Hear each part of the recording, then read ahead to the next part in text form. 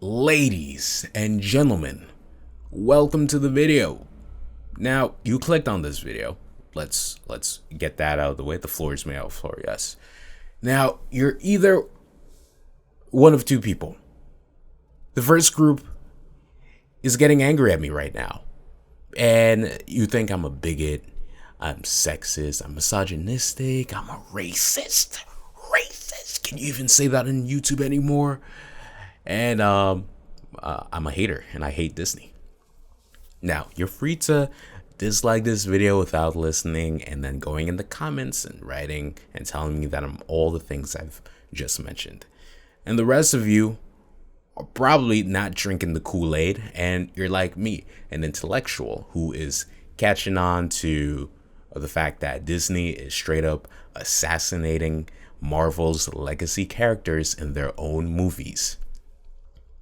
So let's start off with the Phase 4 Disney Plus series, shows, whatever you want to call them. I didn't realize it that they were starting to slowly, gradually assassinate their legacy characters like Loki and Hawkeye, and having these secondary protagonists hogging the screen time of the person that the series is named after, and just absolutely pissing on them, pissing on their mental acumen or their skill, their powers.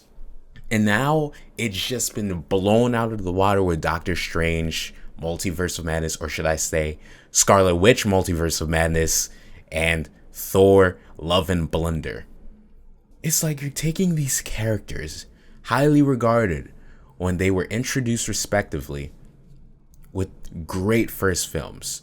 Thor, The Dark World wasn't okay, but at this point, people are saying that compared to Thor 4 is way better. So, back to Doctor Strange. You have Doctor Strange. You had his post-credit scene where Mordo just turns bad, implying that the sequel is going to have more Doctor Strange development. It's after Infinity War, he's much more experienced, and now he's going to face off Mordo. Instead, we have this whole multiverse bullshit, and then has to babysit America Chavez for the whole film. And then the antagonist, who is taking up most of the screen time, Wanda, is just going on this crazy genocide for the most ridiculous reasons ever. How can you justify reasons why she's doing all this? And why can't she just ask America Chavez, she seems like a nice girl, to take her to the universe where her kids exist? First of all, what's going to happen to the Wanda that's already there? And these kids were made up by her. I should probably say, well, I'll put a disclaimer that we're talking about spoilers, but from this point on, we're talking about spoilers for the more recent films. But honestly, if I were you, I wouldn't go see them anymore. I would just wait for them to come on Disney Plus. Save your money. Go watch Top Gun Maverick and Minions: Rise of Gru. They're pissing on Doctor Strange's character development, his powers, his everything. It's bad enough that they took away the fact that he's no longer the Sorcerer Supreme just because he disappeared for 5 years after Thanos snapped his ass away. They're doing the same thing with Thor. They put Thor in his own movie, and then they're making him the secondary character. They're making him even dumber than he was in Ragnarok. And they're just not giving him his glory. This is his movie, and yet he's sharing screen time with the mighty Thor. So, yeah. Basically, the MCU is becoming the MCU. That's a term that's been floating around for the past year or so. Pretty much after Endgame. And not to mention the fact that now they're pushing these agendas. We're being preached to. They're pandering to people. Now it's more obvious than ever before. Before, it was more natural. It was more subtle, at least. And it felt more organic. And now they're just pulling stuff right up from where the sun doesn't shine and just shoving it and saying that, oh, our character's actually this, and we got to make characters that look like this and that and this and that, and equality and yes. You know what? You're a bigot. You're misogynistic. You shouldn't be saying these things. Listen, I love Black Panther. I love Black Widow. I love Raven from Teen Titans. I'm a great fan of...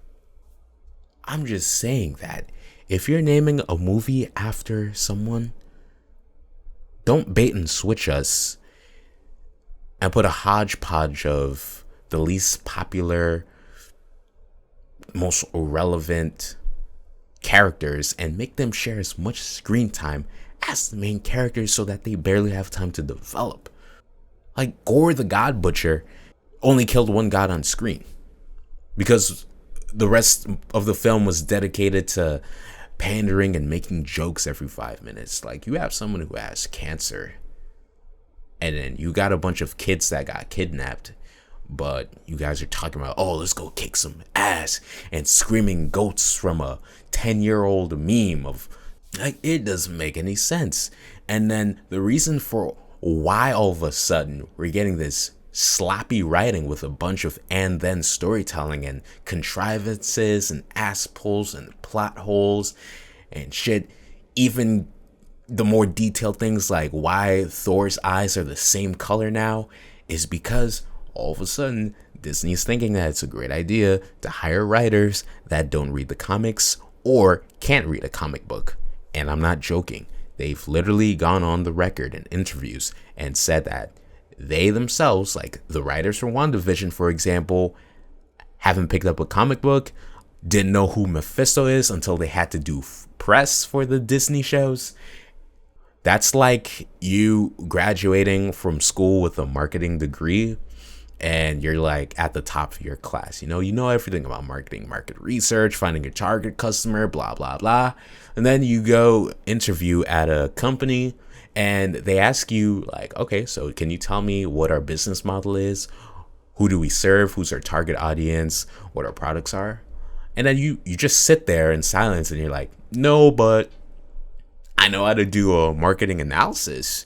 Well, that's nice and all that you have the skill, but in the current environment that you're going to put yourself in, you got to have some sort of prowess for that specific thing. Just like how if you wanted to go and be a writer for the DCEU, which is starting to slowly creep up and surpass Marvel, it would be nice if you read some of their comics so you know what you're writing about. There's just lots of rich things. Like, I'm still learning every day about one superpower, this storyline, about this superhero or this character that I never knew. Like, there's so many things.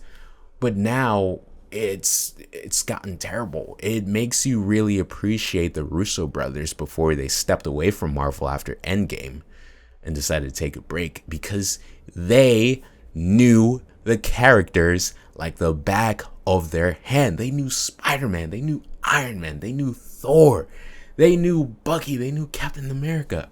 That's why, in my opinion, Civil War and Infinity War are the two go-to movies for anyone who wants to see their favorite superheroes brought to life in their quintessential versions. Thor was his best in Infinity War. Thor was a badass. He made jokes here and there, but the jokes were a little more organic than what we got in Love and Blunder. But then when it came down to business, my man was like, yo, let's get serious. Same thing with, in my opinion, Black Panther was portrayed better in Civil War 2. He was doing these 360 double Y spinning kicks on Captain America's shield. This man was running 50 miles an hour. Like, I liked him before he got that kinetic energy suit. But anyway, that's a story for another time. But yeah, Doctor Strange in Infinity War, when he faced off against Thanos, visual masterpiece. He used everything under his belt. But in Doctor Strange Multiverse of Madness, most of the time was spent running and shooting monster hands out of his hands and hydras and whatever. Never used the portals to his advantage at all, and it was just a mess. Like, Marvel is in shambles right now, and I hope when they see that the fans are responding negatively and that they're getting hurt where the money is, that they will come to their senses and come back to their true form.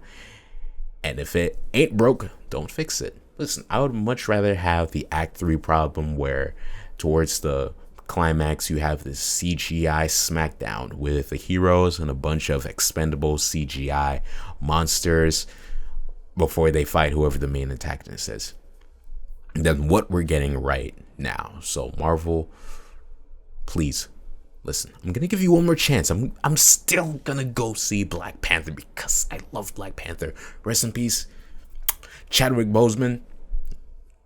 Please do it justice. If you don't do it justice, I'm done. Out of here, guys. Save your money and just convert to the DCU. I'm giving you guys the last chance. All right, that's all. Cut the mics.